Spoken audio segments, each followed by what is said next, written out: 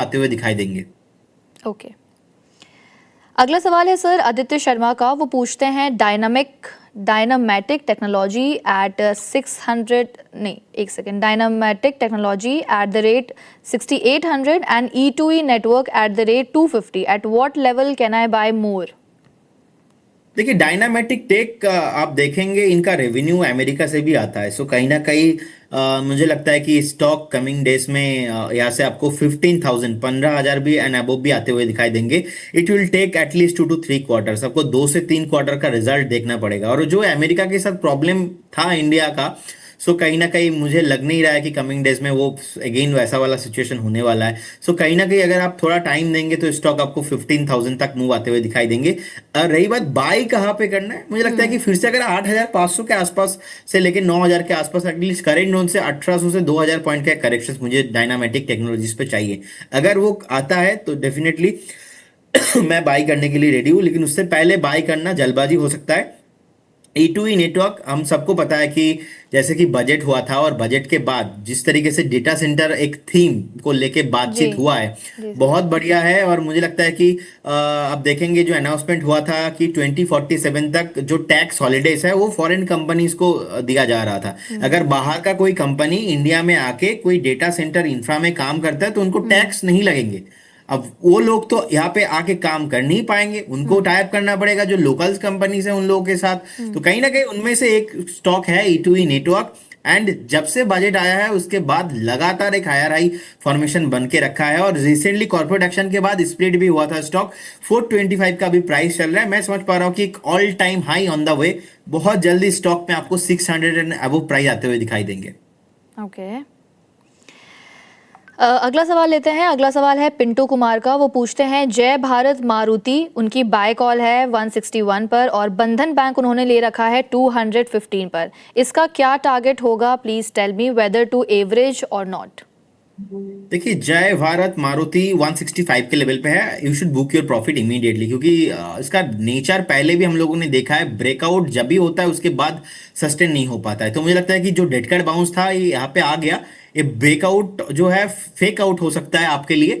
Immediate level पे you should book your profit and एक बार फिर से एक बार आपको 146 140 तक मुझे लगता है कि ये रैली एक बार आपको प्रॉफिट बुकिंग आते हुए दिखाई देंगे। रही बात बंधन बैंक का, अब बंधन बैंक पे देखेंगे जब चंद्रशेखर घोष जी फाउंडर है उसके बाद लगातार उन्होंने बंधन बैंक को लीड दिया। लास्ट 6 सालों में 6% भी रिटर्न दे नहीं पाया। माइक्रो फाइनेंस का बिजनेस से स्टार्टिंग किया था। कोलकाता एक पे ही बैंक है, आप देखेंगे कोलकाता का भी। आप भी तो बातचीत हो रहा था तो बोल रहे थे कि कोलकाता आप आए हो, कभी भी जी कोलकाता सर। पे आप एयरपोर्ट से जैसे ही आपके घर आप जाएंगे मल्टीपल बंधन बैंक का ब्रांच आपको दिखाई देंगे। लेकिन चार्ट में अगर हम देखेंगे चार्ट में कहीं ना कहीं ये सस्टेन नहीं हो पाता है। लेकिन रिसेंटली लास्ट ईयर ही ऑलमोस्ट जो चंद्रशेखर घोष जी है उनका रिटायरमेंट अनाउंसमेंट हुआ था, और पार्थ प्रतीन सेनगुप्ता जी जो कि बहुत क्रेडिबल नाम नेम है इंडस्ट्री में, उन्होंने पूरा मैनेजमेंट अभी संभाल रहा है। तो मुझे लगता है कि बंधन बैंक अगर आप देखेंगे लास्ट 6 मंथ का जो टॉप था ऑलमोस्ट 200 के लेवल के आसपास, इसके ऊपर सस्टेन हो रहा है। तो एटलीस्ट हम लोग ये एक्सपेक्टेशन लेके चल सकते हैं। रिसेंटली जो एनपीए था, नॉन परफॉर्मिंग एसेट, ये भी बहुत जो है कम होके आया था, और लोन रिकवरी एजेंट भी इन लोगों का बहुत बढ़िया टीम है। सो मुझे लगता है कि पूरा सारा चीजों को ध्यान में रखते हुए टारगेट यहाँ से ऑलमोस्ट 250 से 260 तक होना चाहिए। बिल्कुल बने रहिए, कोई प्रॉब्लम नहीं लग रहा है। ओके सर, एक स्टॉक देखिएगा राजेश एक्सपोर्ट्स। ये 5% भाग चुका है। इसमें 5% का उछाल देखा जा रहा है। अपर सर्किट भी लग गया है और अगर हम लगातार 5 सेशंस की बात करें तो इसमें 28% तक ये स्टॉक चढ़ चुका है। इस स्टॉक पर आपका क्या पॉइंट ऑफ व्यू बन रहा है? देखिए आप देखेंगे जो सेबी का न्यूज आया था वहां पे हम्म। बोला जा रहा था कि राजेश एक्सपोर्ट वालों ने स्कैम किया है। अब जी। उसके बाद स्टॉक लगातार एक डाउन ट्रेंड में चल रहा था, लोअर सर्किट ही लगा रहा था। लेकिन राजेश एक्सपोर्ट का जो सीईओ है, फाउंडर है, उनका मानना ये है कि ये कोई स्कैम नहीं है, एक एक मीन्स अंडरस्टैंडिंग विद रेगुलेटर के साथ हुआ है। हमने उनको वो मैटर जो है समझा नहीं पाए और वो रेगुलेटर ने बोल दिया है कि यहाँ पे स्कैम है। तो मैटर अभी कोर्ट में गया है। आई थिंक सैट में जाने वाले लोग मूव करेंगे, ऑलरेडी हो भी रहा है प्रोसेस। मैंने ऐसे राजेश एक्सपोर्ट का जो चेयरपर्सन है उनका अलग अलग चैनल्स में इंटरव्यू मैंने देखा है। सो मेरा यहाँ पे व्यू यही है, क्योंकि मैटर अभी यहाँ पे जुडिशियरी मैटर चलेगा, तो मुझे लगता है कि एक बार के लिए मैं अवॉइड करना पसंद करूंगा। फ्रेश बाइंग का कोई जरूरत यहाँ पे नहीं है इमीडिएट लेवल पे, जब तक मैटर क्लैरिटी के साथ पूरे एविडेंस के साथ हमें पता नहीं चलता, क्योंकि ये बहुत इंपॉर्टेंट हो जाता है। अगर कोई भी स्टॉक में ऐसे रेगुलरिटी एक्शन लेता है तो कहीं ना कहीं वहाँ पे थोड़ा बहुत हमें लगता है कि अवॉइड करना सही चाहिए। जिनके पास पोर्टफोलियो में है आप बने रहिए। अगर वो मैटर जैसे कि राजेश एक्सपोर्ट का चेयरपर्सन के मैनेजमेंट का बोलना है अगर सच होता है तो फिर आपको डेफिनेटली ऐसे मूव आते हुए दिखाई देंगे, लेकिन मैं सेफ प्ले करना पसंद करूंगा, तो इसीलिए मैं अभी यहाँ पे इन्वेस्टमेंट नहीं करूंगा। Okay sir. Sir banking space को एक बार देखिएगा, आज एचडीएफसी बैंक फिर से सुर्खियों में है। हालांकि शेयर में लगभग 3% की गिरावट देखी जा रही है, और इसलिए क्योंकि आज जो बैंक का शेयर जो है वो एक्स डिविडेंड पर ट्रेड कर रहा है। तो एज अ बैंकिंग स्पेस आपको कौन सा स्टॉक पसंद आता है, पहला तो ये, और दूसरा कि एचडीएफसी बैंक में क्या करना चाहिए, क्योंकि पहले तो शेयर मामूली बढ़त दिखाता है और फिर अचानक से गिर जाता है, उठता है फिर गिरता है, तो इसमें क्या कुछ हो रहा है समझ नहीं आ रहा है, क्या करना चाहिए। जी अगर हम देखेंगे एचडीएफसी बैंक पे रिसेंटली एक 45 करोड़ का स्कैम सामने आया था, जी उसके सर। बाद से लगातार बैंक के अंदर वो स्ट्रेंथ नहीं है। एंड सेकेंडली अगर हम देखेंगे अभी डिविडेंड का अनाउंसमेंट भी हुआ है एंड बिलो 800 कहीं ना कहीं मुझे लगता है कि स्टॉक वैल्यूएबल है। द थिंग इज कि रिसेंटली एक न्यूज आया था एचडीएफसी बैंक पे, जो एचडीएफसी बैंक के मैनेजमेंट है ये जो के मिस्त्री है ये चेंज होने वाला था, लेकिन बैंक वालों को न्यू सीईओ मिल नहीं रहा है। इसके वजह से आरबीआई से गाइडलाइंस आया है कि नेक्स्ट एक्सटेंशन उनको ही मिल रहा है जो एग्जिस्टिंग अभी है।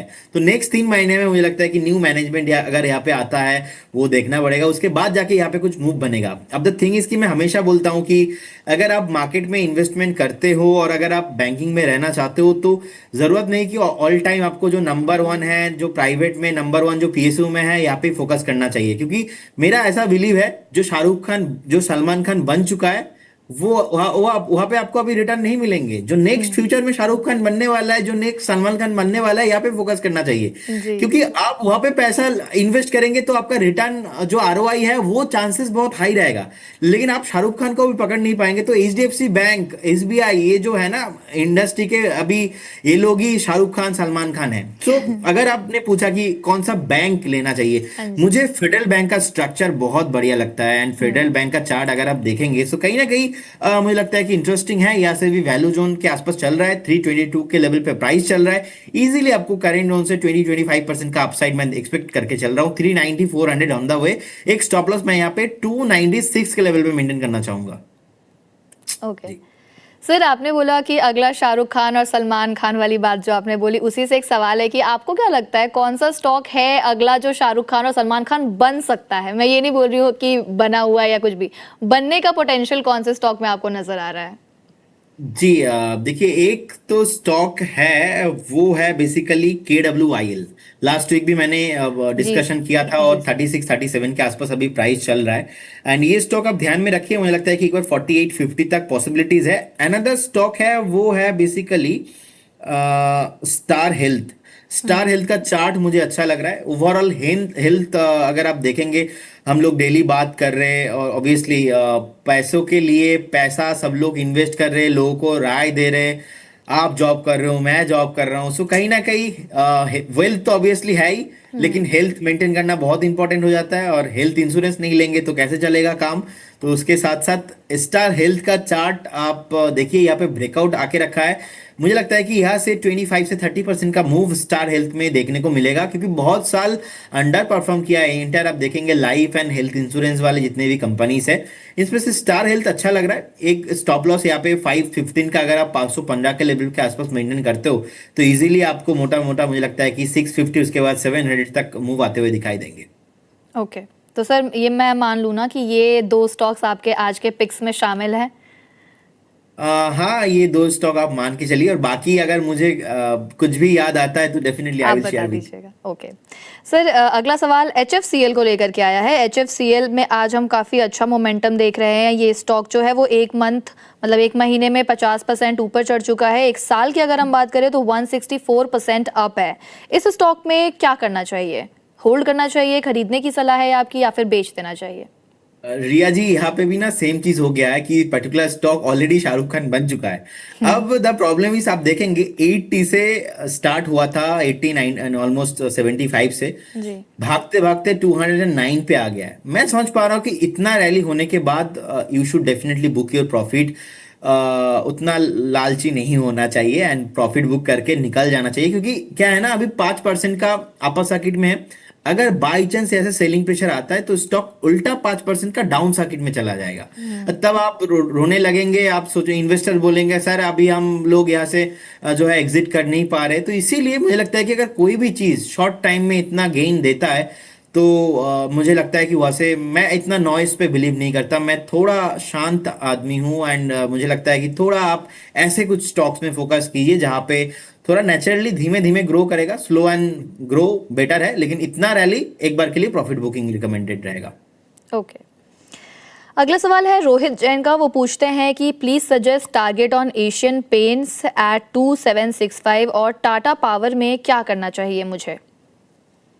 एशियन पेंट बने रहना चाहिए। क्रूड नीचे, ब्रेंट नीचे आने के कारण ओवरऑल मुझे लगता है कि इनका जो रॉ मटेरियल ऑफ कॉस्ट है ये कहीं ना कहीं फिर से लो होते हुए दिखाई देंगे और एक डेफिनेटली मूव आपको 3250 तक आते हुए दिखाई देंगे। अच्छा खासा बेस बना है और स्टॉक अभी अंडर परफॉर्मिंग कर रहा था सिंस ऑलमोस्ट जुलाई 2021 से। लास्ट 4-5 साल में कुछ रिटर्न दिया नहीं, लेकिन यहाँ से एक अच्छा खासा रिकवरी 3200 तक मैं देख पा रहा हूँ। सो बने रहने का सलाह होगा। और एक स्टॉक बताया क्या आपने? टाटा पावर।